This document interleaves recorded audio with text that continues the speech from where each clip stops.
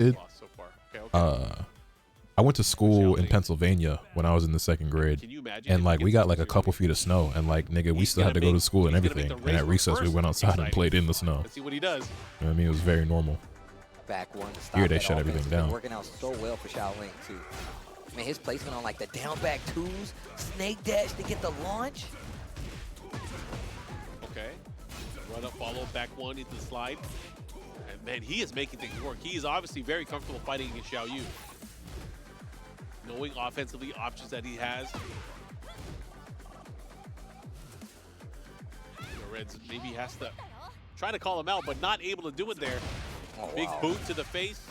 Should be able to close that out, no problem. Vampire knee into the follow-up. Shaolin playing so calm right now. So patient. He knows the matchups.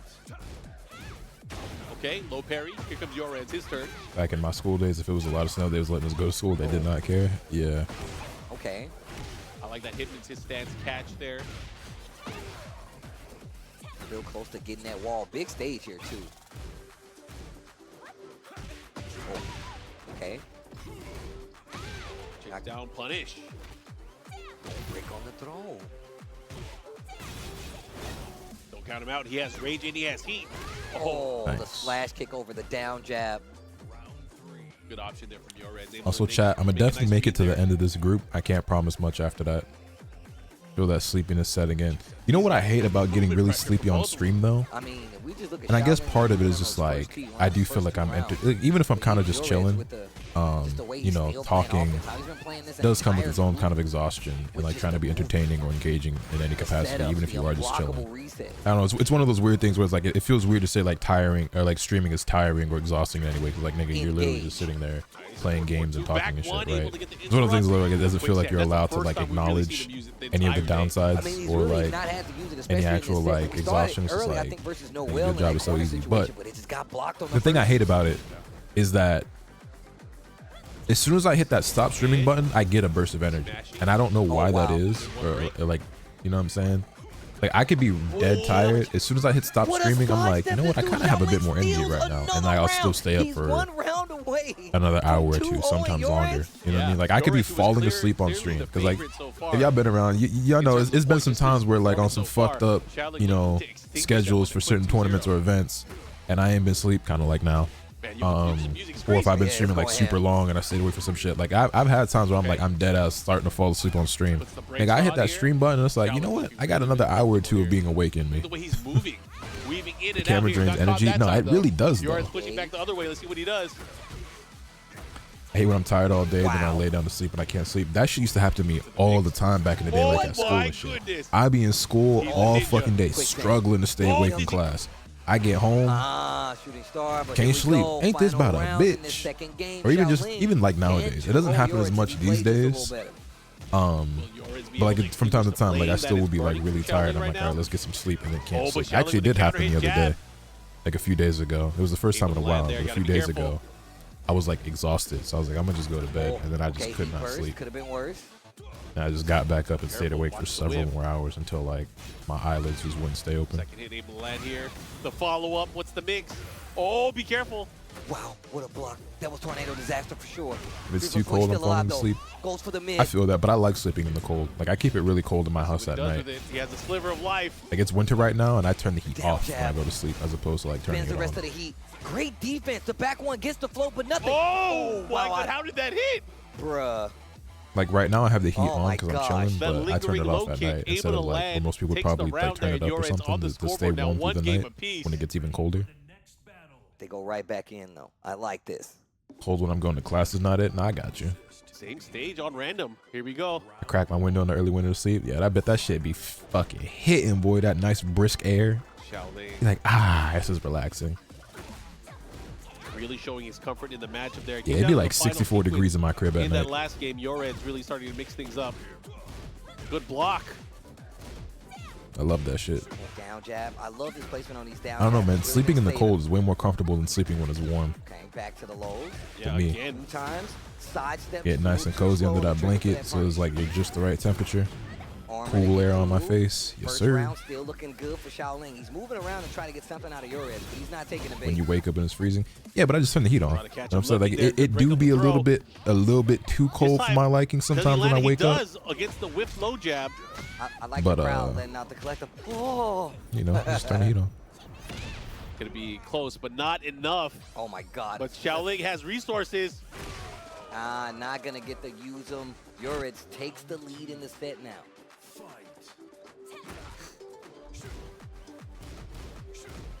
Check there. Look at this offensive pressure. This back and forth between both of the players. The raccoon swing misses up 4-3, not able to land there. Gets the punish there.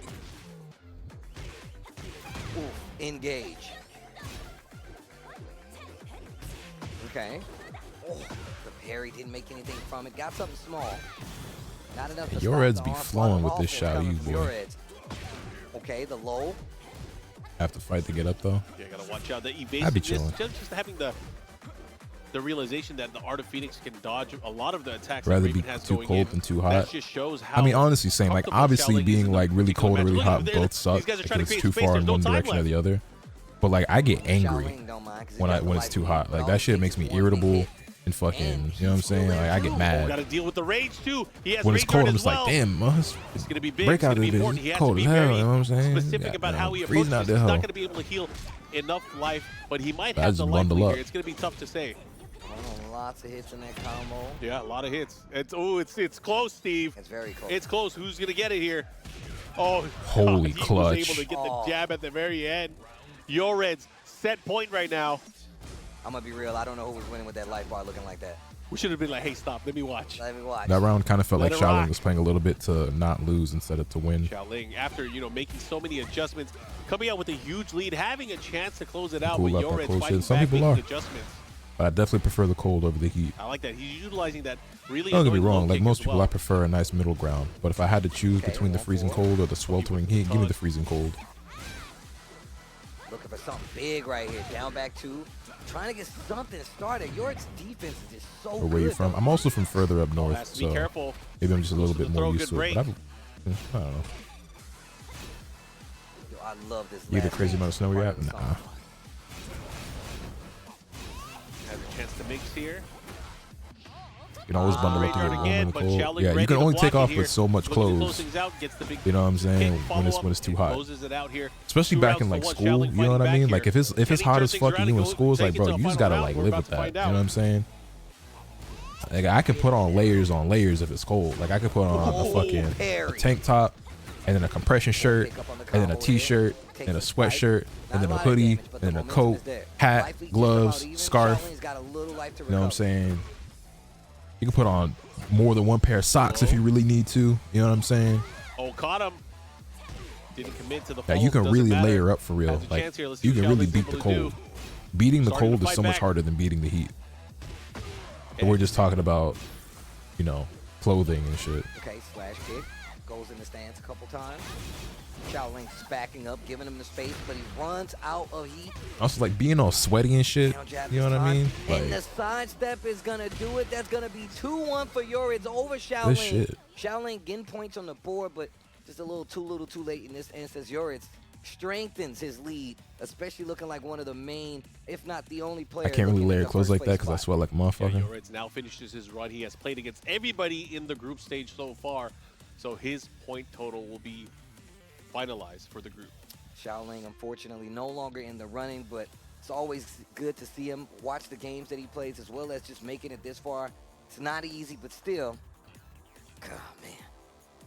Yeah, definitely tough. Definitely tough. So what's good with you, Bugs? How you doing where these we're at days, right now, Yored's with a commanding 6 points.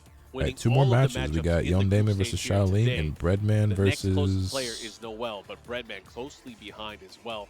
Oh wait, no. Both Noel and Breadman having to play each other later on. Yes, so Breadman versus Noel. Sorry, I got confused there for a second. For the final game of on how to read the bracket.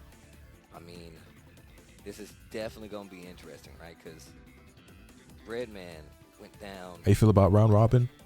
I've never played in a round robin event. I don't believe, but I think players like it. As a spectator, I love it because I love the.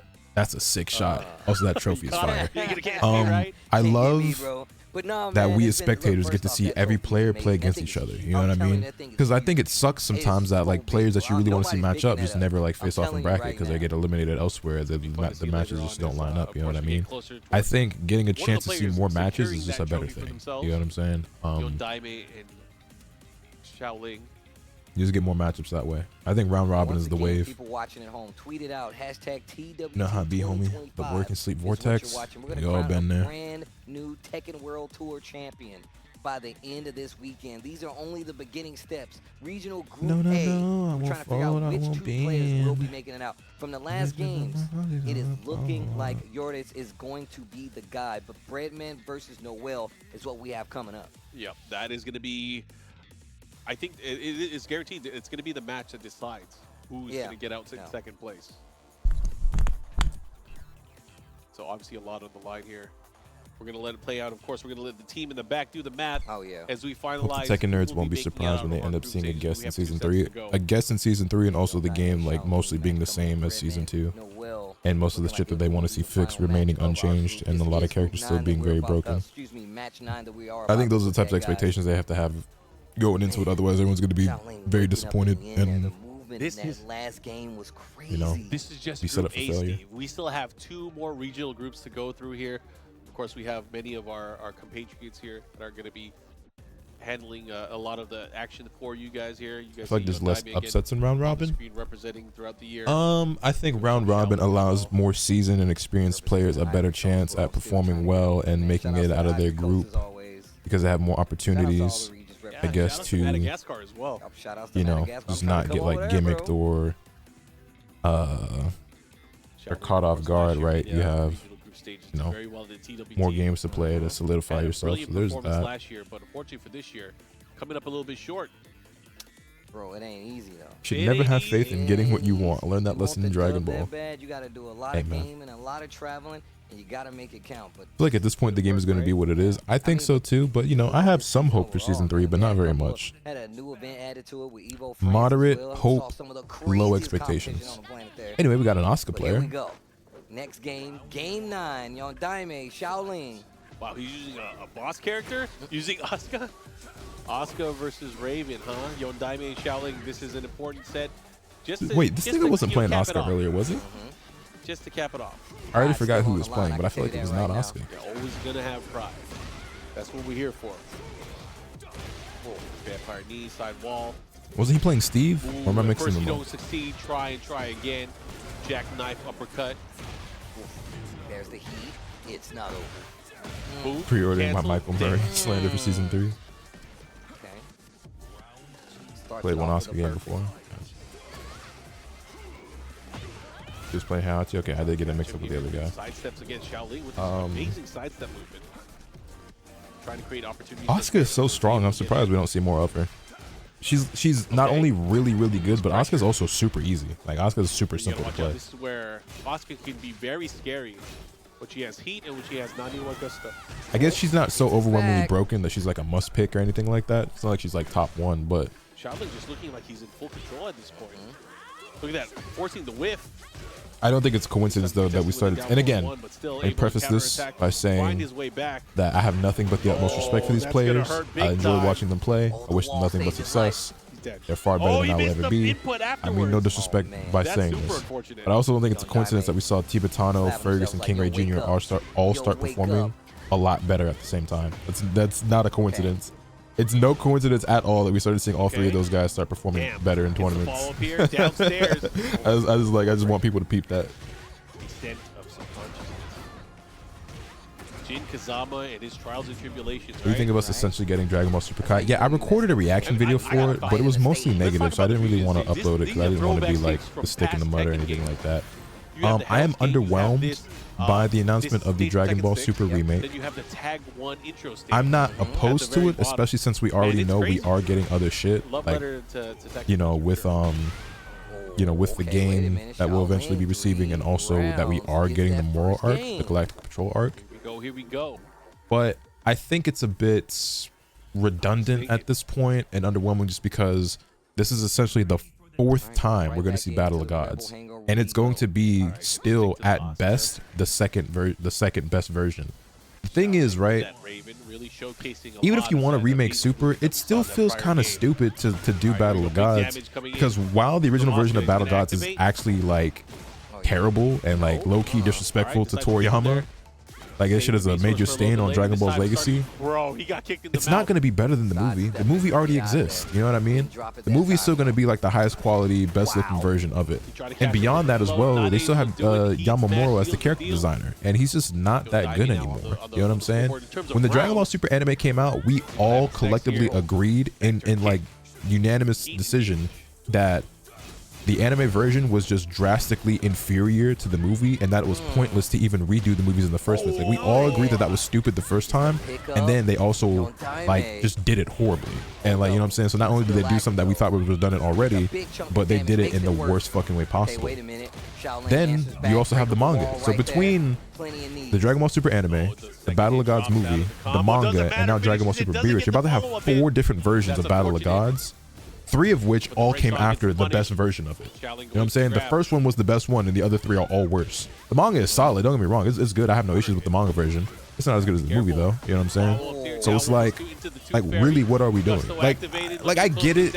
I really do get it. Like, it's the anime version is really, really bad, even after the Blu-ray touch-ups. But it's like, it just feels unnecessary. It just feels like, I mean, this is cool, but it's not what I really want. And like, yeah, it does look a lot better from the previews that we saw, but not enough to really get me hyper excited. Now, that all that being said, will I watch it? Probably.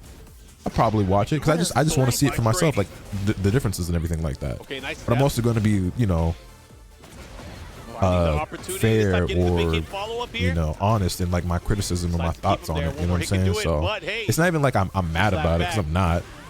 I also don't want to sound ungrateful, but it is just redundant, you know.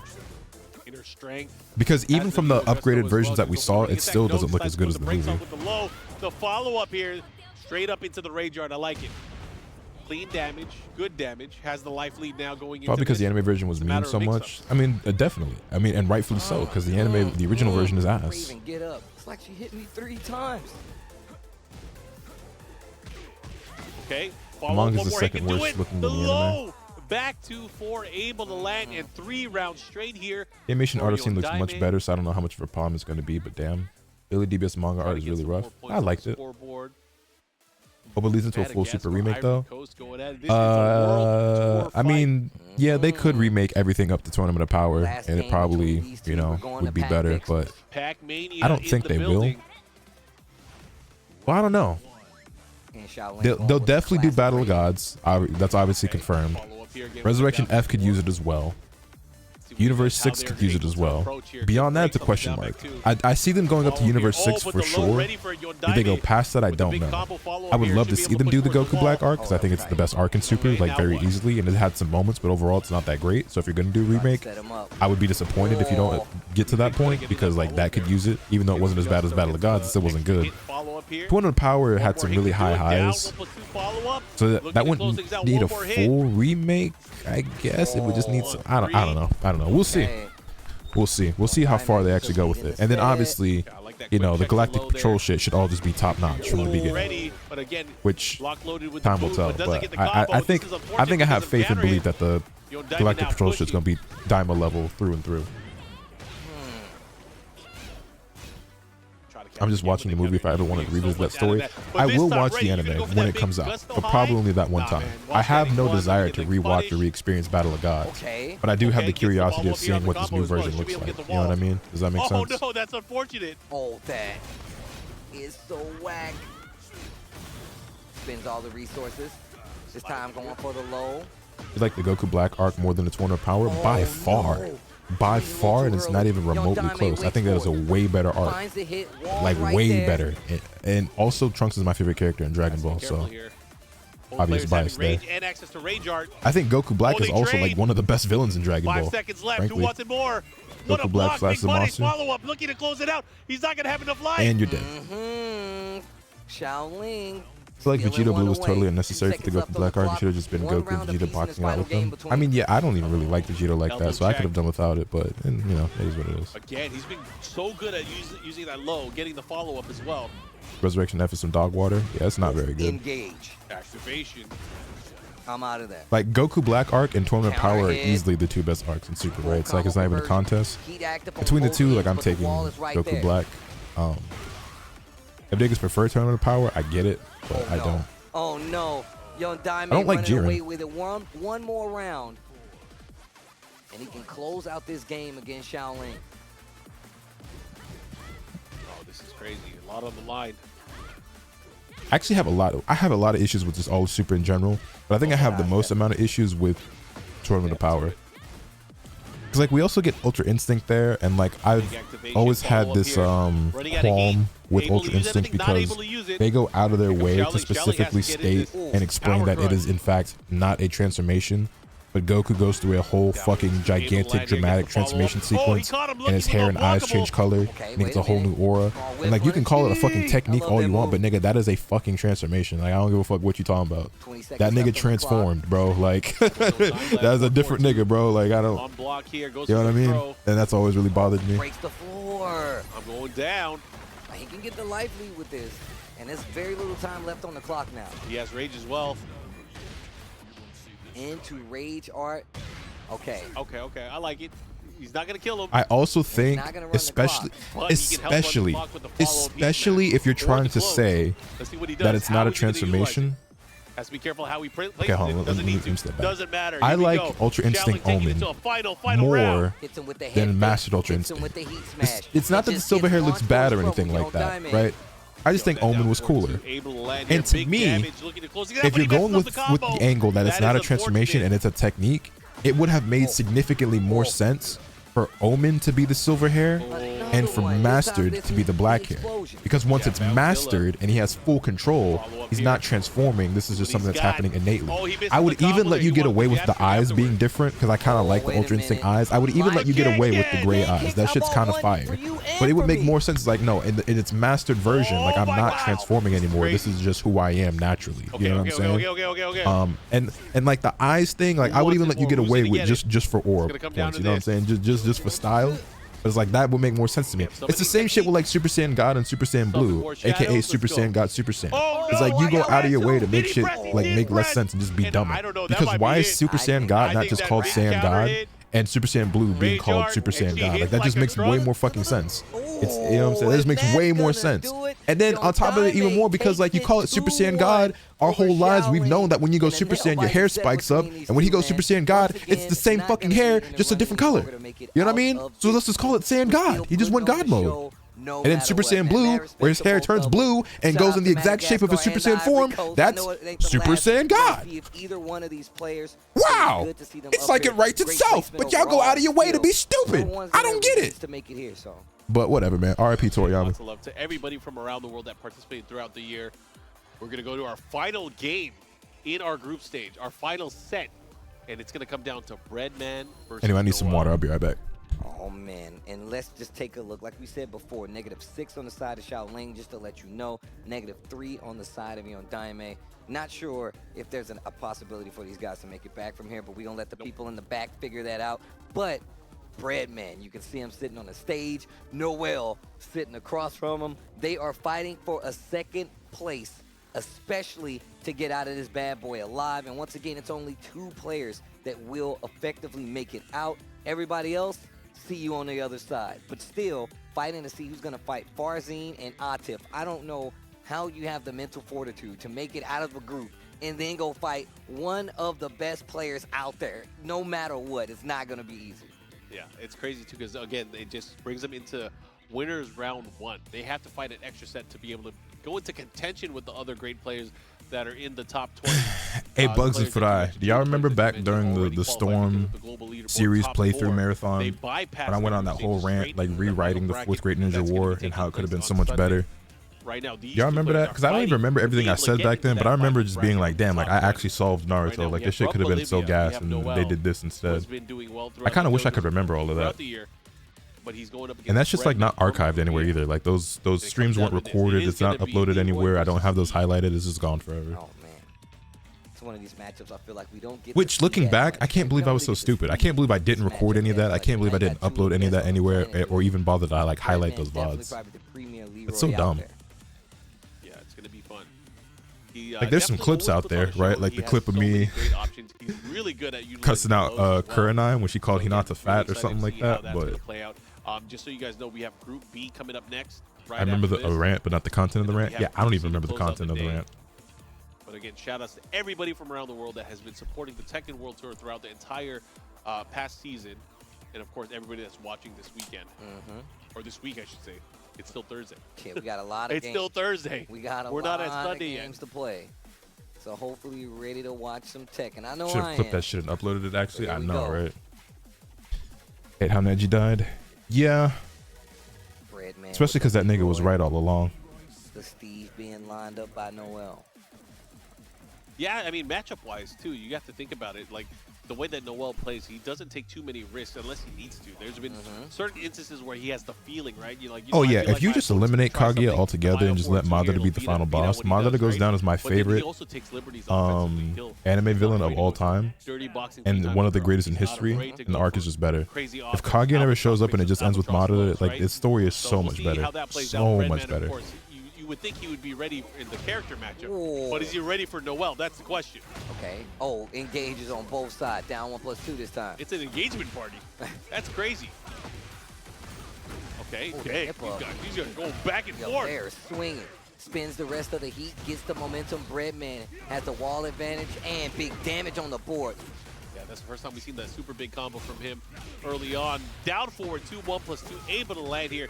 Breadman securing that first round here against Noel. Okay. Again, decisive game here. These guys are fighting to be able to make it out in second place here out of Group A. Okay. You got any Naruto hot takes? I'm sure I do, but you have to give me a second to think about something.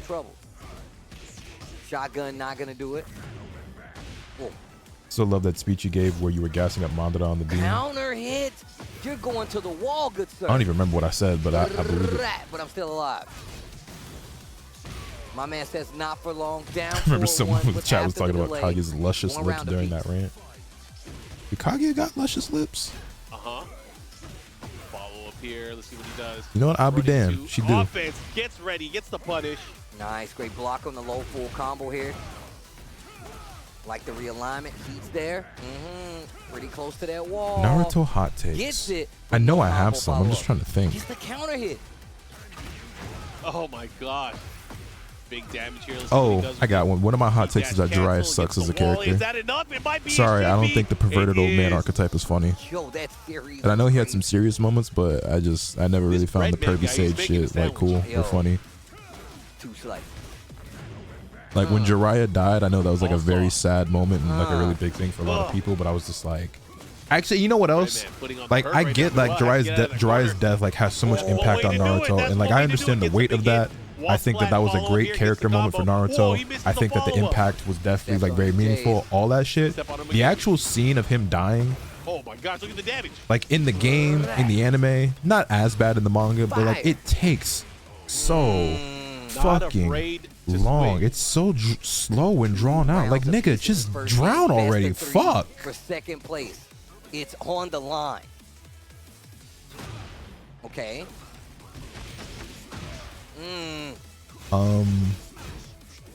He had a lot on his mind. Clearly. Oh, this is big side That's step. fucked up out of context. Noel gets a low parry. Yeah, that is insane out of context. But yeah, no, it was just like it was one of those things where like I didn't like Jiraiya anyway, so I didn't feel as emotionally invested as like maybe some other people did. So my perception was immediately going to be different, but it was also just like you're taking me out of the moment with like how like drawn out this is. Oh. I want to know, how does the combo hang? I did get a viral tweet off that shit though. Y'all remember the tweet I made, which I've seen get stolen a couple times in previous years, where I was like, Jiraiya spent his whole life chasing women just to get piped by 6 niggas in the end. Tell you, man. And then walked off with his dog. That's my dog. That's my dog. That was crazy. Anyways, what a comeback from Breadman. That is nasty. You felt the tension just release at that point, like Oh my God. Steve, I can't breathe. Let go of my arm. Shotgun. Well placed. Well placed and well played. So good stuff. So I don't know how you guys Redman feel, getting a very, very important and win I don't know here. if this is a hot take or not. See what he does. How is And if you do think it is a hot take, allow me to explain my logic. But some of you niggas are probably just gonna agree. But I feel like whenever I bring this up, a lot of people just don't agree because they name somebody else, right? But let me proceed. I think when it comes to the physical appearance of all the women in Naruto, Sakura had the biggest glow up. Now, I'm not saying Sakura is the most attractive girl in the series as an adult, but I think she had the biggest enhancement. Because niggas would be like, oh, what about Tamari? What about Ino? What about Hinata? Hinata's always been my girl. You know what I'm saying? And one of the things I love about Hinata is that she has grown up as I have grown up. When I was a kid, she was a kid. When I was a teenager, she was a teenager. I'm an adult, she's an adult. You know what I'm saying? It's great. That shit feels good. You know what I'm saying? Hinata's my favorite. Even Hanabi now as an adult, I'm like, okay, little sis all grown up. And don't get me wrong, like Tamari, always been, you know what I'm saying? You dig? Whatever. But Sakura went from a character that like, that I didn't think was all that cute to like, damn, hold up. Mommy Sakura kind of on some shit, boy. Goddamn, you know what I mean? Like she kind of top tier, kind of elite, you know what I mean? Ooh, I like it. He's saving his tricks. Down 4-2 after the wake up and gets the wall splat again. This is not looking good for Now, Hinata is my GOAT, don't get me wrong. Underrated. Underrated. Anko. Although I think whenever I say Anko, niggas like, you know, yeah, you spitting. Anko was the truth once upon a time till they, you know what I'm saying? So she ate a little bit too many of the Madarashi dumplings. Oh my God. Another underrated pick, Karin. I really like Karin. A lot of niggas don't like Karin. The next interaction could be curtains. Noel needs a lot, but he gets the engager and the wall splat. Realignment so he can get back on the wall. Oh, that's unfortunate. What a duck. He sees the low coming, but not going to be dead, though. Still has a chance, but Noel has rage, has heat. Can he utilize it? Oh, the Rage Art's going to hit. And the that's Rage gonna Art's hurt. going to hit. Choji's wife? Yeah, the dark-skinned girl. Hold on. Her name is... Yeah, going to have more life. Can build it up more, has heat. Fuck, what is her name? It's... Is that Omoy? No, or is Omoy the white girl? Oh, he sidestepped. Well, I say white. Wait, is she white? I know she might be white. Like, I always assume like they're Japanese because it's... You know what I'm saying? But she actually might be white. No, her name's Omoy. That's not a fucking white name. Clearly, she's not white. What the fuck are you talking about, Lotus? Down 2 to start it off. Is Omoy starting off with the offense? That was crazy. What a call out. No, Omoy is the dark-skinned dude. Fuck, what is Shorty's name? Where, man? You keep telling me over here. What am I looking at? My man's pointing like he a tour guide. Katawi, there you go. Yeah, Katawi's. Yo, what's what is the? She died during the war. What was Shorty's name? I think she was the one with the powers. The other she had dark skin and silver hair. I think she was like the telepath or something. The crowd is up. Rocket launcher again. The follow up here. Hidden Cloud Village characters. Playing back a little bit. Down 2. Oh, hit. Has the wall splat. Yo, this could be big. Samui is the blonde girl with the fucking gigantic chest. But she's not who I'm talking about now. Mabui. Okay, great block. I like Mabui a lot. This girl, y'all remember her? He got a combo over that. He's dead. That's Rage Art. That's death. Oh my God! Into the Rage He actually would have been better off not doing the heat burst there. I feel like, me, but it should still kill either way. Are you kidding me, bro? I can't believe he converted off of the trade. He made anyway, it this happen. Is and y'all remember her? Taking it to a final game now. It's come down to this: Breadman Noel, Bolivia, Korea. What the? Oh my God! This is literally the first group. This is definitely the first group. This is tight. Final game of Group A regional qualifiers. One of these two players is going into second place. But who's gonna get it? Is it Breadman or Noel? Naruto hot takes. Naruto hot takes. Man, that was crazy. Those guys were swinging. I don't know if this is a hot take, but I think the Land of the Waves arc is honestly the best arc in Naruto, which is crazy to say because it's the first major arc in the story. Good step here. But I think Land of Waves is better than the Pain arc, than the 4th Grade Ninja War, than all of that. Big punish on the whiff. And we've seen him do that before. Wait for you to go for this big punch, take the big launch. Life lead now in his favor. Counter hit to get the first round of game 3. Best of 2, second place of this group on the line. Float not ready. Follow up. Oh! Pulls out the stick, the big stick, the follow up. Oh my God, he kicked him off the balcony. Jeez. Downstairs, shoulder check, pushing in. Into the low, the follow-up gets the wall splat downstairs. Bruh, give him the tool. I know I gotta have some hot takes because like I have so many opinions about shit that I don't be thinking are hot takes, but then they end up being that. But I gotta think of just like some strong opinions I have about Naruto. That's all he needs. One round away, Breadman. But we've seen this before. Noel can make a comeback. You can't count him out, but 4-4-2-2. Able to land here, big damage early on for Breadman. Yeah, Haku and Zabuza are such phenomenal characters. Haku was one of my favorite characters in Naruto. The Spectral Hawk, you hear it? Haku and Kaguya. I'm not Kaguya, Kimimaro, whose last name is Kaguya. Birdman. Good call, Bird. Let's see what you got. Noel. Oh, wow. Oh, no. Oh, this is huge. No. I don't know. This might be it. This might be all she wrote for Noel. Here comes Breadman. Gets the heat smash, closes it out, and punches his ticket. Oh, I don't know if this is a hot take, yo, that was still a but really like good game, One Tail man. Naruto, like the QB shit he would do in part 1, or like his final form in like the end of part 1 Naruto, like the final fight against Sasuke, is way cooler than any of the shit that comes after it. Trying to let it go, dude. Like I think he might have gone 2 tails in that fight. I can't remember. It's been a while since I rewatched that shit. But like that shit is way cooler than QB Chakra mode or Sage mode or you know fucking Jesus mode. That was a crazy set. Like that shit is way more raw. Yeah, I mean game 2 and game 3. Sage of 6 Paths is so fire. It's not that I don't like that, but like give me the One Tail QB Naruto from part 1 over it, bro. That shit is way cooler. Obviously coming out in first place. And then we have what we have, man.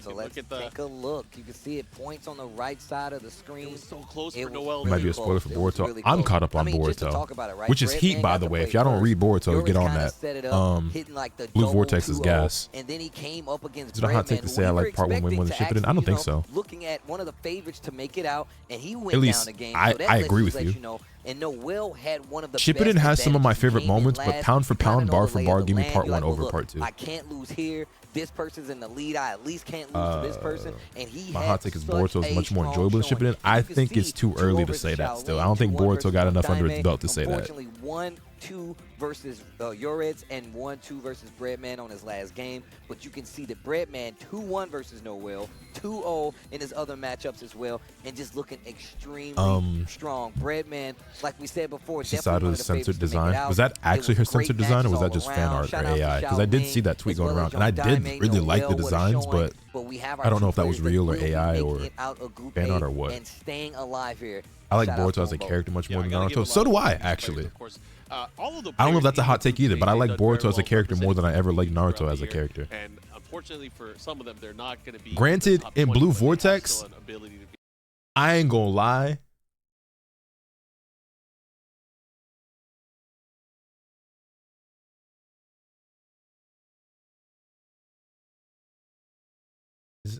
It's not. Is this?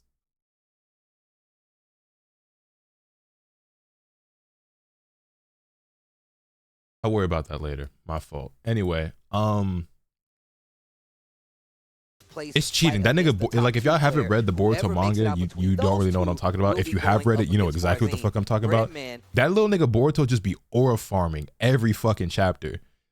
They make Boruto so fucking cool. Like, they want you to think that nigga is so dope, and he is. That nigga is just constantly fucking aura farming, dog. And it's the coolest shit. It's the coolest shit, bro.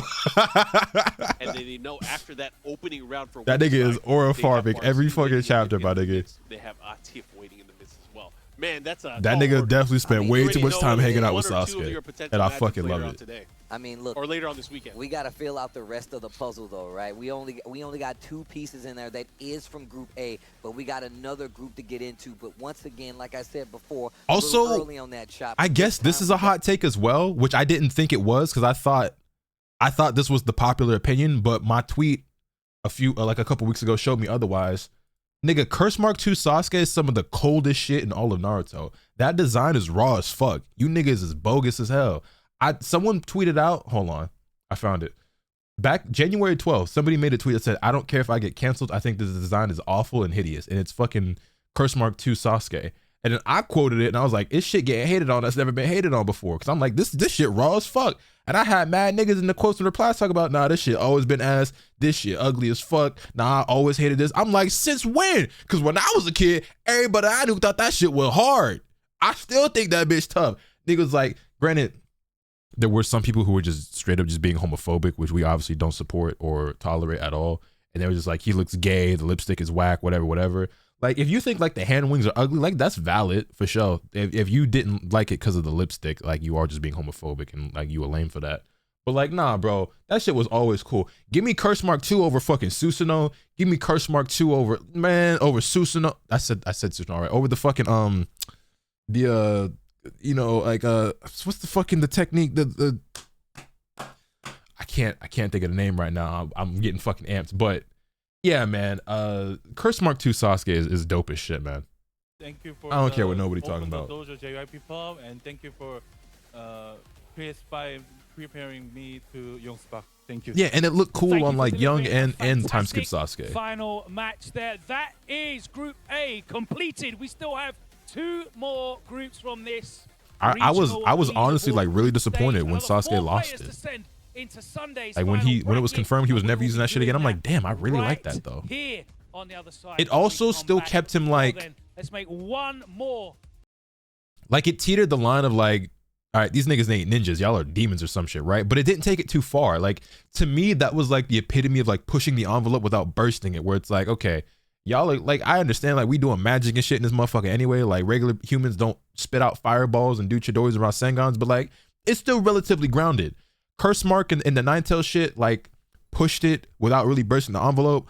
But I always hated how Naruto turned into kaiju battles. I don't like fucking gigantic QB monsters and Jinchuriki fighting each other and using giant Susanos and shit and like the perfect Susanoo the Madara uses and all that. Always hated that.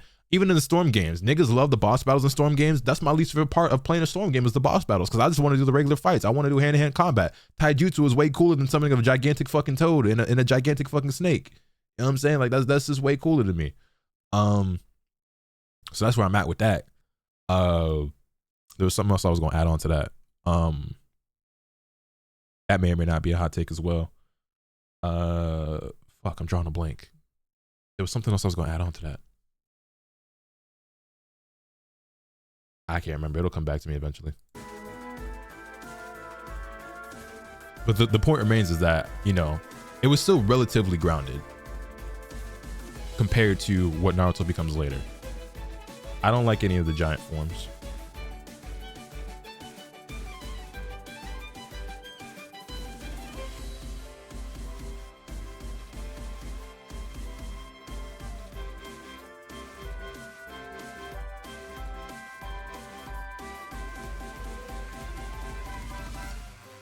Yeah, Onyx Chidori was gas, bro. Is saying Kakashi's a trash sensei a hot take or cold? I don't know. I think niggas like Kakashi, but I wouldn't say the nigga was relatively good at his job.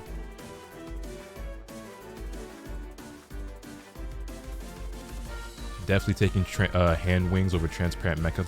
Here's the thing as well. I'm not gonna pretend like when Itachi pulled the Susanoo out, especially because like as a nigga who read Naruto for years, right? Like from childhood until it ended in 2014. I was reading that shit week to week, right? When Itachi pulled out the Susanoo for the first time against Sasuke, I'm not gonna pretend that I wasn't like, oh shit, oh what the fuck, that bitch raw as hell. Cause like it was cool until it became like a normal thing, and I'm like, okay, like it was cool when it was like this ultimate trump card that literally got Itachi fucking killed, like turned the nigga blind and like, you know, hyper accelerated his ninja aids that he had and put the nigga on his deathbed. But when it just became like a regular thing niggas was using, I'm like, and don't get me started about when Kakashi pulled that shit out. I'm like, oh, all right, y'all niggas tripping. Like, get the fuck out of my face. Yeah, I'm cool, man. I'm cool.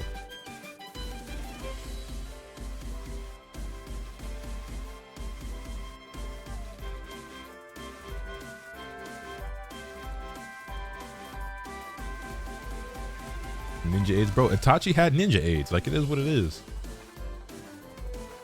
Ain't that shit fucked up? They had to give my nigga AIDS in order to kill him off. Otherwise, he was just too legit. The nigga was just too litty. Nigga was too turned. No one could fucking handle him. Bro, they brought that nigga back with the reanimation jutsu, and he was like, you know, actually, I don't really feel like being a puppet though. You know what I'm saying? Like, what if I just stuck it out and do my own thing? Y'all cool? Y'all cool? Yeah, cool. I'm gonna go handle something real quick. Like, nigga, what? Yeah, I also liked it better before it was the full body shit. All the hate Ichigo gets for ass pull powers, but niggas was silent about the Kakashi shit. I wasn't. In real time, when that chapter came out, bro, when that nigga, okay, like we just getting into mad spoilers, which I don't like at this point. If anybody's in this stream and they care about Naruto spoilers, like I can't help you, but we just spoiling everything at this point if you've never finished the story of Naruto for some fucking reason, right? That being said, speak now, forever hold your peace, leave the stream, whatever. Okay, I'm low-key stalling to give you a little bit more time. When that nigga Obito fucking died and used the fucking Sharingan to, I guess, teleport using Kamui from the afterlife back to the living world? What the fuck? And then gave his Sharingan to Kakashi, and Kakashi whips out a fucking double Mangekyo, and somehow, the nigga with the weakest fucking chakra reserves in the history of any nigga who's ever been a Jonin or higher, the nigga who like was on his fucking deathbed after using the Sharingan against Zabuza, the nigga who has to go to the fucking emergency room every time he uses one fucking Kamui, suddenly has enough chakra to use a fucking perfect Susanoo? Get the fuck out of my face. Bro, in real time, when them chapters came out, I'm like, this is bullshit. You got me fucked up. What are we doing? What are we really talking about? Get this nigga Kakashi. Like, and I fuck with Kakashi. I like Kakashi. What the fuck did he know about Susanoo? I like some of the Kakashi chat. What the fuck he know about a goddamn bro? What? You remember when Sasuke got amped and he was like, you don't like, I don't remember how he worded it. He was like, you're a fucking disgrace. That eye doesn't belong to you. You know nothing of my people. Yeah, you know what? In that moment, I felt where that nigga was coming from. Like, where the fuck did you get off? You know what I'm saying? And then the shit just vanishes. Like, it just goes away. Bro, what? Nigga, what? Mind you, throughout that whole fucking arc, niggas is plucking eyes out of people's heads like fucking strawberries. Niggas is just, oh, a Rinnegan for you and a Sharingan for me, and I'm gonna take this and I'm gonna just, that's not how eyes work. You don't just pluck a nigga eye out his skull and throw it into yours. That's not how that works. Bro, Kishimoto was on straight bullshit all throughout the 4th grade Ninja War. That arc is so bro. Like, Naruto is one of my all-time favorite series, right? I like that shit even more than Dragon Ball. Sometimes I gotta remind niggas of that because I'm predominantly, I guess, a Dragon Ball guy, but it's just because Dragon Ball is like more relevant, even more popular, has more games, it's got shit coming out even now, you know what I'm saying? Like, Dragon Ball FighterZ just came at a time in my life where like it was hitting right, the stars aligned, and that's what I gained a following off of. But if you didn't know, I like Naruto way more. I always will. It's always going to have a special place in my heart, like Dragon Ball does as well. But I like Naruto more as a series. But the 4th grade Ninja War sucks, man. There's so many issues with that story. And if it's not for the 4th grade Ninja War, I would always defend Naruto as being one of the best series of all time and one of the great series of all time. And Naruto as a character as being one of the best main characters in any like major shonen or anything like that. But the 4th grade Ninja War has so many writing issues, ruins Naruto's character as a whole, in my opinion. It ruins Madara's character. Like, it does so many things wrong. It's like Kishimoto really wrote himself into a corner, but he put himself in them corners when he really didn't have to. So it's like, you know what I mean? I think it was just all straight bullshit. I think it's a very hard question because the also Korean and Pakistan scene is Japan scene also is. You're not jocking that? That's not gas. It's not even that the shit didn't look kind of cool. It's just more so that like it was just so bullshit. I just could not believe what I was reading. I was like, nigga, are you serious? Bro, because the thing is like, even with me not really fucking with Susanoo's and shit like that, right? The nigga Obito used Kamui to teleport from the afterlife. Like, this isn't Dragon Ball. You know what I mean? Like this, we don't like that. We ain't never seen no shit like that ever before or again. There was zero precedent for some shit like that. The nigga used Kamui to teleport from the afterlife to the real world like he was fucking Goku. Nigga, what? What? Nah, everything after that was just like, all right, bro, y'all got it. Which, by the way, I went on that whole rant, but back to that nigga Ichigo. I'm not as passionate about Bleach as I am about Naruto because Naruto means way more to me than Bleach does. But that nigga is still king of ass pulls. Don't get it twisted. I like Ichigo a lot. That nigga cool as hell. He's a really great main character. He's one of the few main characters in series where he's amongst my favorites. That nigga is, you know what I'm saying, plot armor McGee. Okay, he don't get off scot-free. Every time that nigga got his back against the wall, you get a flashback and a bonus story about like, well, actually, like my great grandmother's uncle's son's pet dog had a previous owner who actually used to go to the same school as my third cousin twice removed, and it turned out he was actually a Quincy and a Shinigami, but also was like the son of the cousin of Siddhartha Gautama. So technically, I'm also the Buddha. It's like, but bitch, nigga, what? Get the fuck out. You know what I'm saying? Like, man. I fuck with Ichigo, but it's just like, you know what I'm saying? It's like every single time the nigga got some shit going on, he's just like, well, actually, I got the DNA of Goku and Saitama. It's like, okay, bro. Like, all right, nigga.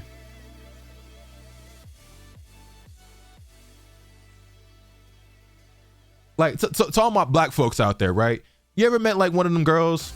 Niggas do it too, but I've experienced it way more women. One of them women is like, she's clearly black, right? She'd be like, well, actually, I'm like Caribbean and part Cherokee. And also I got roots in East Asia a little bit from like my great grandma's side. It's like, bitch, you black.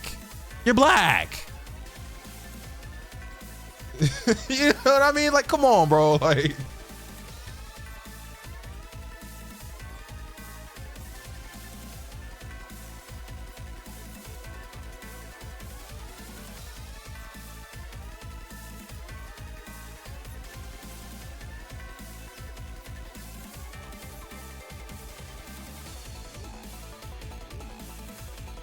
you need to start a clip channel. I feel like I'd be having like clips that could, you know, I used to post my own clips on Twitter and I just stopped doing that shit at some point. And I don't know why, because whenever I would post clips on Twitter, they would usually do really well.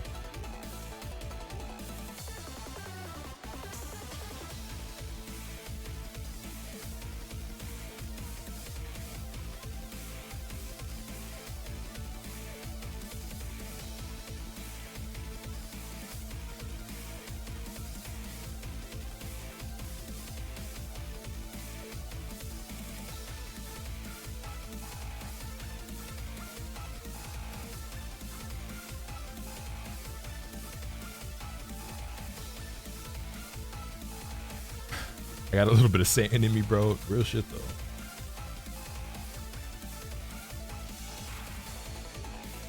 Is it about being an asshole, or is it just the fact that he's a mutt? I mean, I'm also a mutt, but for him, he's a mutt because the plot say so, not because like, you know, that was ever his identity to begin with. It's fine though, because like we gonna allow it, but I'm like, I'm gonna call a spade a spade. That nigga's a whole shovel, you feel me? Like, and we move on after an incredible start with that Group A into Group B, and as you can see, I've got the 5 players assembled with me here on stage that have managed to qualify over the how are we feeling about Himawari in the manga right now? Battles across dojos. Does anybody care about Boruto spoilers? Because I can't talk about Himawari without getting into massive spoilers. Because I got some thoughts. I got a lot of thoughts about Himawari, actually. Himawari is very, very relevant right now in the story of Boruto for those of y'all who ain't caught up. So if you're not caught up and you care, please speak now or forever hold your peace. Next, representing Panama with 185 points accrued so far this season, Heisenberg. I think Nen, as good as it is a very overrated power system. I agree. And 40 points so far this season. Let's make some noise for RTM. Okay, I'm not seeing anybody say that they care about Boruto spoilers, so let's get into this. Let's get into matter of fact, I gotta mute this while we talk about this, okay? Because I need to focus. So when Naruto ended, right? When the story of Naruto originally ended, and we get the time skip, and we see Boruto and Himawari all the way back in 2014, okay? I was under the impression, I had the theory, I believed that Naruto's Jinchuriki, or his Naruto is a Jinchuriki. His tailed beast. I forget what his Jubi. Naruto's Jubi would be passed down to Boruto in some way. If not in full, I thought at the very least Boruto would end up receiving some of like the chakra from Kurama through, you know, the conception, through his conception. You know what I'm saying? That was my theory. That was my headcanon, whatever. I always believed that Boruto was going to have Kurama's chakra because he's the son of Naruto, right? And I thought that was further evidenced by the fact that he had the whiskers and shit, right? Which I always thought was like an indicator of like Naruto being the Jinchuriki for the Nine-Tailed Fox. That never really happened. We never really saw signs of that, any indication of that or whatever. And I was like, okay, I guess it's not going to be the case. I was like, yeah, Boruto's going to be fucking broken. He's going to be the son of Naruto and Hinata. He's going to have Gentle Fist and Byakugan and Kurama's chakra and get trained by Sasuke. He's going to have the Rasengan and the Chidori. I'm just like, he's going to be the super hacks ass fucking broken ass character, right? And he kind of is, but without the Nine-Tailed Fox chakra. So as it turns out, if you guys weren't aware, Himawari actually is a Jinchuriki. My theory that I had back in 2014 didn't go to Boruto because he has so much other broken shit. Himawari actually ended up receiving Kurama.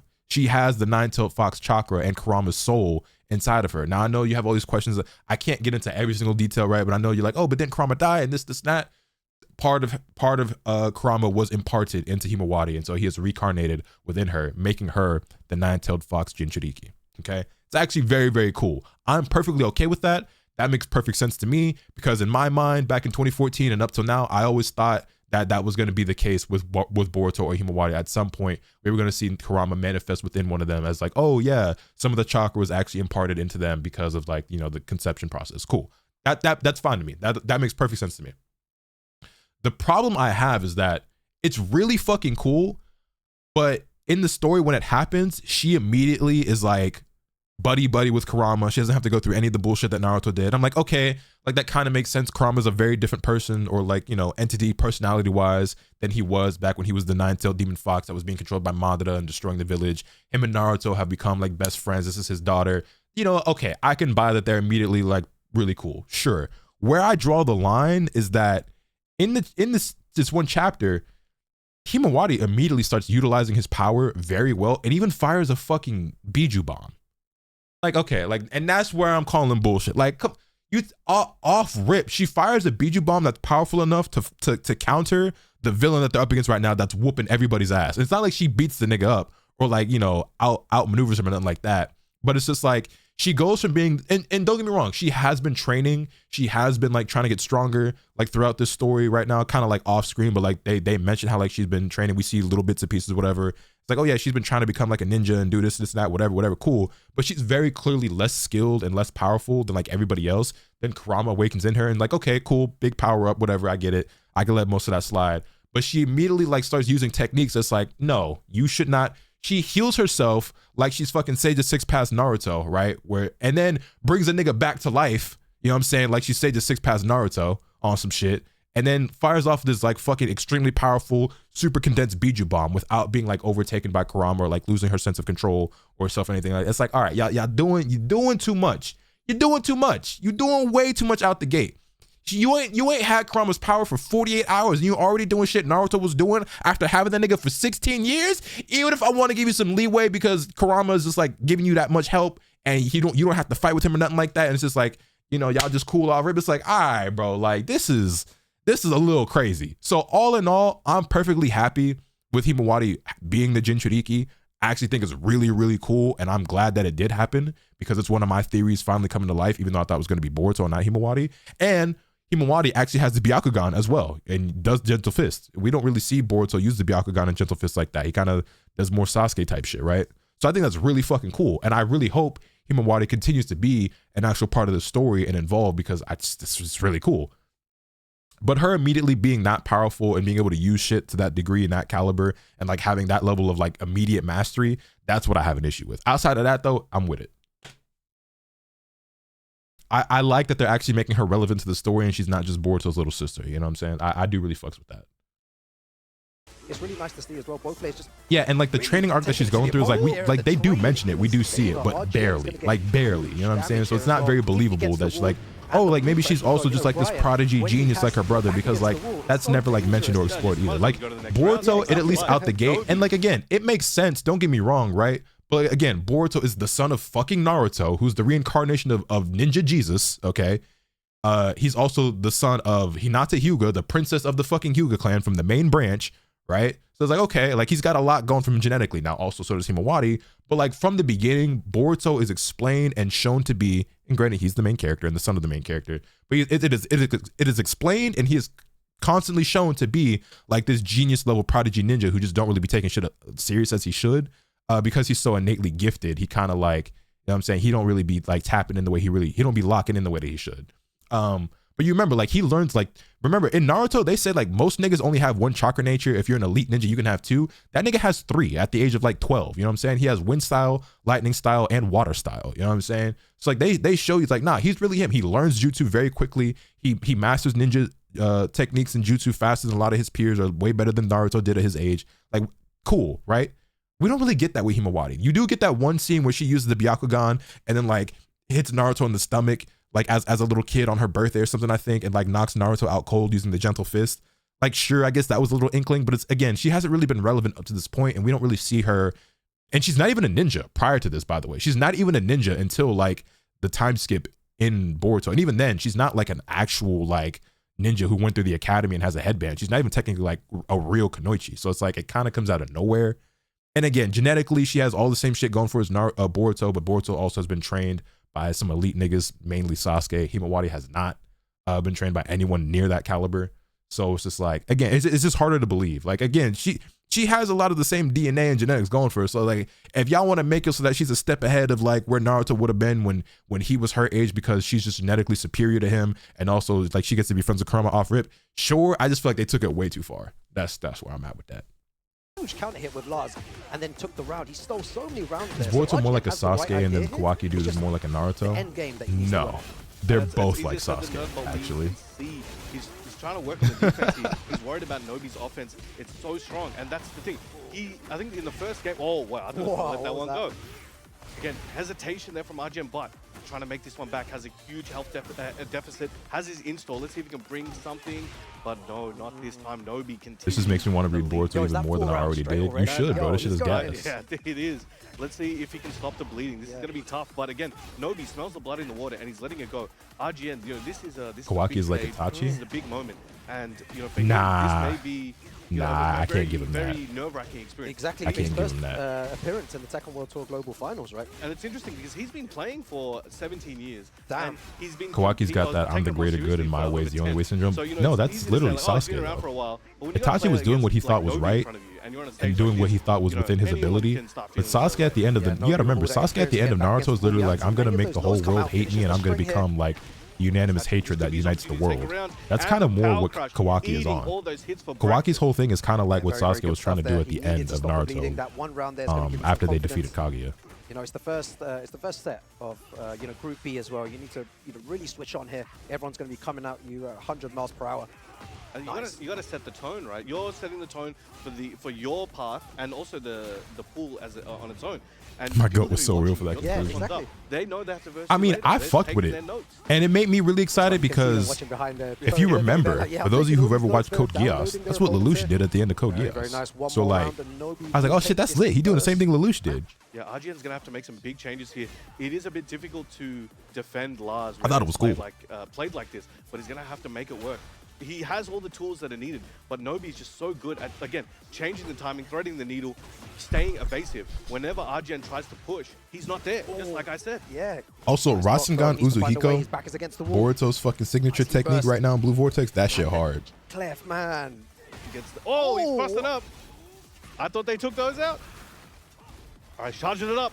This could be his opportunity. He needs to make this count. Gets the floor explosion. Again, Brian is peak at the wall. He wants that taunt. He tried to do one before. Nice reversal. Should be able to take this one. Very nice. Gets the rage art. Gives him a little bit of downtime. This is strategic, I feel. He wanted to keep a safe round closer and give himself, you know, 10-15 seconds just to chill extra. Think about it. What do I need to do? People tell me Sasuke didn't plan. Sasuke's plan didn't make any sense though. No, I think Sasuke's plan made perfect sense. Like I understand. That's the thing. Even like, if he ends up again, maybe it was also easier for me to accept and understand because I literally saw it happen and work in a different anime. But like, his plan makes perfect sense, especially I feel like Sasuke gets hated on a lot for being like how do I explain it? I think Sasuke gets a lot of unfair criticism for his decision making and for his line of thinking in Naruto. But I feel like if you try to put yourself in his shoes, it makes perfect sense. I'm not saying he was always right, or that I agree with the things that he said or did, or that everything was like perfectly well written. But like for the most part, like I think it makes perfect sense. I genuinely think Sasuke's character is misunderstood by a lot of people, like legitimately. And I think him wanting to unite the world as the single like point of hatred on the planet, like is valid. You know, there was a lot of situations where Nobi was just like super oppressive. He knows he can do his thing. You haven't given me a reason. Especially because you have to consider, which is why I love how he plays. He just experienced it. You know what I mean? He literally just experienced the entire Shinobi world coming together in order to defeat a common enemy. Like they literally just the whole arc was just about exactly that. The Shinobi Great Alliance literally was formed, which united the entire ninja world, who were kind of already at odds, in order to defeat Madara. It's like Sasuke's like, matter of fact, I got an idea. I'll just become the new villain, so that everyone stays united, and I'm the only one that has to deal with any hardship. Like yeah, that makes sense. He literally just witnessed it happen. He's like, wait, I could be that. Like I could do that. This is what I could do for the world. I'm not saying it's the best plan or idea. It's really difficult, and you have Heisenberg. But like, I understand why he felt that way, or why he thought that way. To play there as well, and speaking to him earlier on, he's really, really happy to be. Sasuke's plan wouldn't work though, because when he dies, the same stuff happens. Excited for the opportunity. I mean, again, I'm not saying it's a flaw. I'm not saying it isn't flawed. I'm just saying I understood why he thought that way. Also, wants to make it. I feel like you pick niggas pick and choose when you apply this and when you don't, and I'm guilty as charged. But like, that nigga's also 16. And that's just one of them times. Like, it's just sometimes I just take that into account. Like, the nigga is only 16. You know what I mean? And really, he's 15 for most of the part too, I want to say. So yeah, the nigga brain not fully developed. You know what I mean? He gonna say and do some dumb shit sometimes because he's a fucking emotional ass 16-year-old. How much shit did you say or do at 16 that was logical and perfectly sound? You know what I mean? Okay. Let's see how we go. All right, no way. I did not expect that pick. Yeah, he's also had an extremely traumatic upbringing. The nigga watched his entire, not just his immediate family, but his entire clan be slaughtered by his older brother, who he thought was his hero, his idol, and the greatest person in the world that he wanted to be just like, that he was always being told he was inferior to. You know what I'm saying? It's like, he went through like some of the most traumatic shit you could possibly experience. Was orphaned, was traumatized mentally, emotionally, spiritually, who spent his whole life like fostering his hatred, met his mortal enemy and who he thought was his brother, got his ass beat again, spent 4 more years fostering that hatred and trying to get stronger, sacrificed everyone he loved and fucked with, and any other ambitions or life he could have had in order to seek out more power to eliminate the man who traumatized him, only to find out the truth about Itachi, and after killing him realizing that what he did was for the greater good, and it's not that he spared him because he was too weak, it's because he actually cared for and loved him more than anyone else, that he just couldn't bring himself to actually go through with it, even if he were able to kill it. Even though he was able to kill everyone else, his younger brother, whom he loved so much, was the one person that he just couldn't do it to. But again, Itachi, to atone for his sins, wanted Sasuke to be the one to kill him, to make him, repay the debt, or, make him pay for his sins of everything that he did and slaughtering everybody. Like, nah, bro, like it all, I dead ass sometimes when I hear niggas talk about like Itachi and Sasuke and shit, I'm like, did y'all niggas read the same story I did? Because that shit is, I don't use this word ever, bro. I don't use this word ever. So that's how you know I mean it when I say this shit, because I don't even like this word. That shit is peak. I'm sorry, like that shit is fucking phenomenal. It is incredible. Want to take any huge risk. And Miary's very evasive as well. And again, he's trying to get around him. He's trying to escape the wall, doesn't want to be in this situation. Slowly, just one step at a time, just trying to realign. And then, like, the further the story goes on, he just constantly finds out, like, all the lies and manipulation and everything that happened in the shadows, and is seeking out these answers. And then when he gets the truth, it's just like, it's just more and more bullshit. And it's like, yo, you know what I mean? And like, oh no, very, very smart there. Them niggas never did anything to deserve any of that. Excellent work. Okay. That might be the first time I heard you say that word, because I don't say it. Like, when I dead ass, when I preface it with that, because I don't say that word. You can sniff it though. He's like, he wants to press. But I really feel that.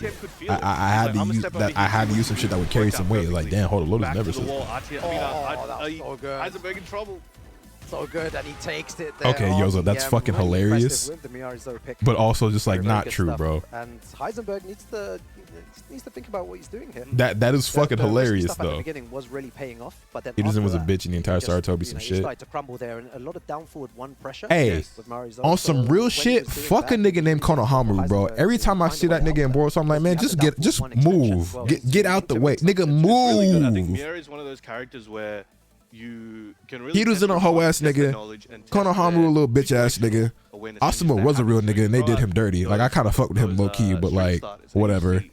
Yeah, and he did a good job there where he started making Heisenberg a bit scared. You know, he kept that nigga Konohamaru would be pissed to be off. Like, I don't know what to do, but then he's like, I don't know what to do actually, so I better do something. Right? Yeah. And the something just didn't work out quite often. First round, you know, he wasn't willing to take those risks. RTM saw that and he's like, Hiruzen easily the worst Hokage. Easily. The third Hokage is easily the worst one. Here we go. Game 2. That nigga Minato was the Hokage for like 6 minutes and is still a better Hokage than the third. Very nice punish on that again. Just punishing that every single time. Back against the wall already. Dangerous position to be in.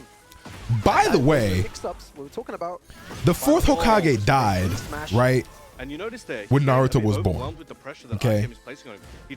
We get a whole arc of Naruto and Jiraiya looking out, like searching for Tsunade to find the fifth Hokage. And you can see that sometimes it works out. I understand Hiruzen was like, but you don't have a plan for it afterwards. It's kind of just not that effective.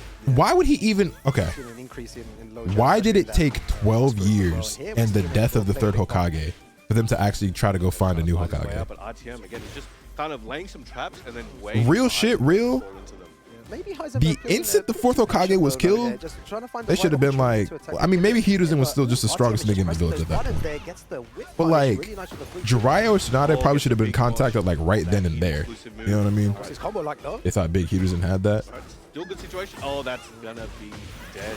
RTM set point. That nigga died to a nigga with no arms. His confidence must be going down. He tried that, you know, in the first round of the first game. It worked. Because Donzo kept trying to be the next one. Man, fuck him. On the front foot. He's getting pushed back. Plus frames. Yeah, needs to try something here.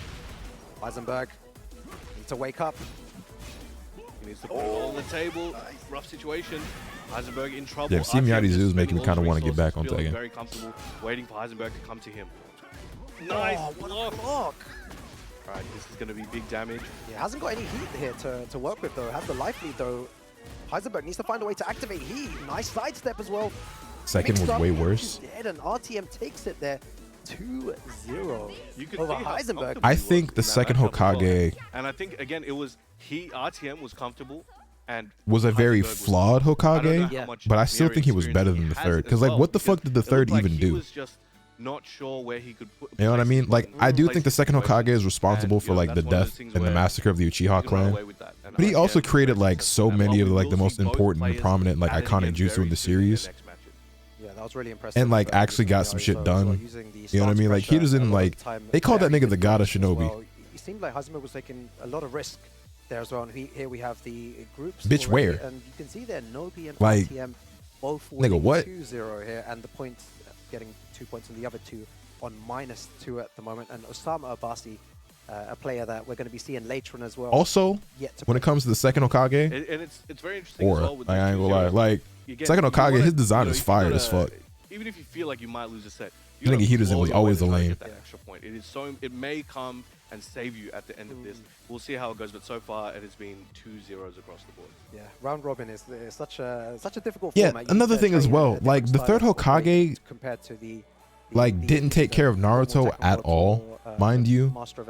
He sat by the sideline. He stood on the sideline and watched as Naruto like lived alone, was extremely depressed, had no friends, was constantly bullied, made fun of, ostracized, and he allowed the whole village to treat Naruto like this fucking savage beast and monster who ravaged the village, as opposed to treating him like the true hero that he actually is. Because everyone loved and admired the 4th Hokage, and they kept it a secret from everyone that he's the 4th Hokage's son because he's the Jinchuriki, which, like, I feel like if you're going to keep anything a fucking secret, you should keep the fact that he's the Jinchuriki secret and let everyone know, hey, this is the son of the 4th Hokage. Maybe let's treat the nigga with a little bit of respect, or at the very least, you know what I'm saying? Maybe I should watch over the nigga. You know what I'm saying? Like, we got the RTM versus RGN. This is crazy. The battle of the triple letters over here. I need to make sure to stay. No lie, RTM real shit, real. RGN. If I'm Minato, I'm sure I'm gonna get mixed up. when I come back under the Edo Tensei and I seen that nigga Hiruzen, it would have been on site. We already did anyway. Real shit, real. Hiruzen would have caught a swift fucking Rasengan to the fucking dome. Like, nigga, you didn't take care of my son at all. Like, at all. He's been taking it seriously for over 10 years. Philippines Wasn't Donzo leaking that information? And what did the third do about it? Fucking nothing. To walk, you're old enough to go to the arcade. That's what you have to do. He said that was for his character building. Game, hey, bro, it's the difference between building the nigga character and traumatizing him. Like, you know what I'm saying? Like, circumstance, you might want to have your headphones off. You might want to feel the energy of what's around you. You may want to, just be in your own mind. Yeah. Now, Arjen actually, like, he even said, like, he needs the headphone. Otherwise, he can't concentrate. Really? He's on that he's on that attention deficit level. He's just like, yo, I can't concentrate. I need to hear the hits. I need to hear the audio. But here we go. Sticking with the Miary. Yeah, I'm really impressed with RTM's movement as well. He's been able to sidestep a lot of moves in that previous game. Yeah, Naruto drinking spoiled milk. That definitely did happen. Thinking Naruto was shitting his pants all day. The 3+4, the back one as well. So movement is going to play a big part here for RTM. It's also about the timing as well. Though they like that's pretty fast. He's got a lot of strong moves that are a bit slower, but it's about timing, right? That ass whooping he got fighting the first and second reanimated wasn't enough. Real shit. Chopping elbow, but gets the heat. RTM, a little bit of a health lead. By the way, looking back at the Orochimaru versus 3rd Hokage fight is funny, right? Because it's been a long time since like I watched that fight, like read through that in the manga. I haven't reread the manga in a while. But yeah, I'm sure you all remember how that goes down, right? Orochimaru pulls up, disrupts the tuning exams, whatever.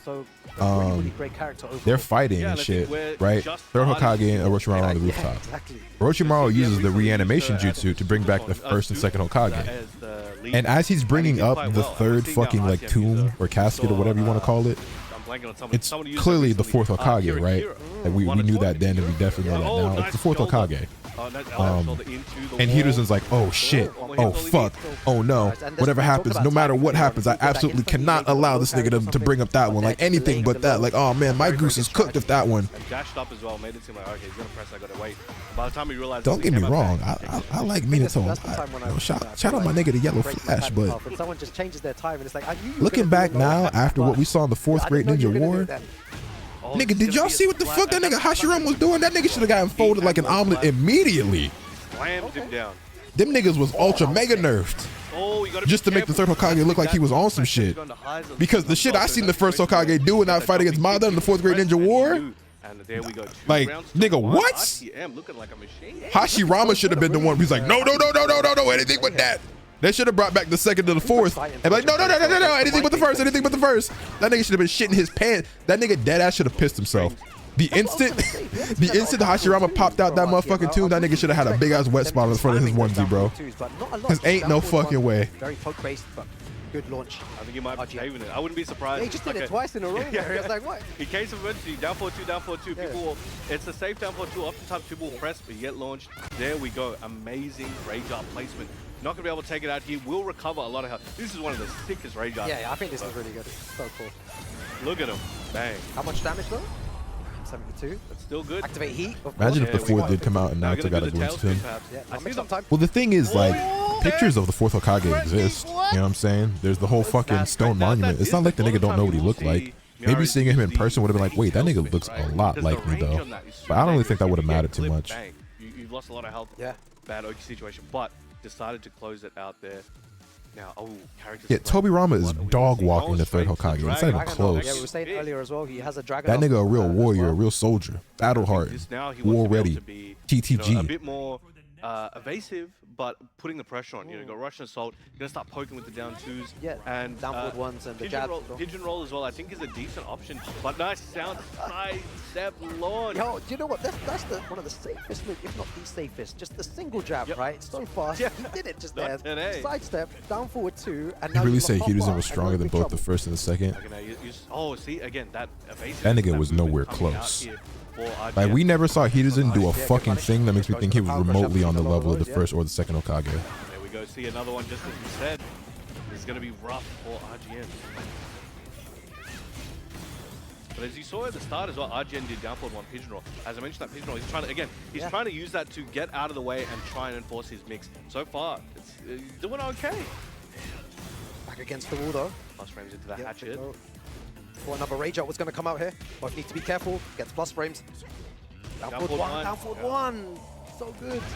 That's why the coup was happening when Hiduzin moved the clan from the center of the village to the outskirts of the village, which was also part of Dante's plan of matchmaking as well. You talk about the Uchiha, yeah. I was talking to Osan earlier. That's And he moved him there so they could monitor them and shit. talking about 1, 2, 1, 1, 2, 1. We were talking about something else, and he's just randomly chanting 1, 2, 1, 1, 2, 1. That's the drag Did hypnotism. the Reaper Death Seal that one time, right? That's all I got. Great move though. 1, 2, But 1. like, Nice. nigga, we've seen other motherfuckers do that though. It ain't even. It'd be one thing if it's like, oh, he has the ultimate ceiling jutsu that only he can do, but like, nigga, he not even the only one who did that shit. Like, you know what I mean? Challenging on these situations. Be careful, he's going to get the big damage for that. And then he used that motherfucker, and it didn't even work. With the grab, dashing in his face. Like, he used it and died without it even fully working. Okay, making a statement, getting on the board, needs to start making some heavy work happen. Yeah, Mind you, see that? I was gonna he say, died halfway through the jutsu, so all he did was seal the nigga's arms, and said nigga got his arms back. So the nigga really like a failure, for real, for real. And her movement is quite, her hitbox is quite small, and she's very, very mobile. And he's taking advantage of that, as you just said. And it's going to be hard for RGM to catch him. He's a theoretical ninja, but what about the practical hands? To be honest, I could get on Kakashi ass too, because it's the same. Master of 1,000 jutsu, right? Nigga got 3 of them, by the way. We're going to see another 2-0, Brownman? It might be. Yo, these guys have like. Again, I fuck with Kakashi, but like, 1,000 jutsu? So good. Like we might have added a couple zeros onto that one. Power crush. Okay. Yeah, Kakashi is on fraud watch, I feel. Big low like that, he just gets lynched for it. Gets punished hard. Nice, flips him over, uses that pigeon roll, and gets a combo. This could be key. So what's his combo like though? Goes for a low key after that. Gets the shoulder. I think they did call Hashirama the god of Shinobi, but I think they said the same thing about the third Hokage at some point. Maybe I should have said something about it. Bro, how does it work though? As in, Hey, if it only takes 3, it only takes 3. That nigga ain't win most of his fights though. Actually, I guess he doesn't really in that many like real fights for real, but. But there we go. That's the second. Mind you, that nigga died, in case y'all forgot. Second loss there. Kakashi actually got his ass beat and died. I don't know if niggas remember that. Both were hailing from Southeast Asia. And then we had plot armor bring the nigga back to life, but like. But here we go. Shout out Talk no Jutsu. That was a tough one. It was good. Miari's that nigga Kakashi was literally murdered. I'm surprised if he just clears out the bracket with this. Yeah, it was definitely stop him. So yeah, it's really good to see as well, and he's just playing her so well. But it's not just that as well. It's also the punishment and the knowledge. He's just so on point. He's with put everything. work into her for sure. Yeah. This is not like, oh yeah, I started using it last week. Yeah, no, it's not a pocket character, man. He's coming in with this character. All right, there we go. We got RTM on a clean 4 points, 2-0, 2-0. We got Nobi 2-0, waiting for his next match coming up soon. And then we have Heisenberg, -2, and of course RGN, -4. That's going to be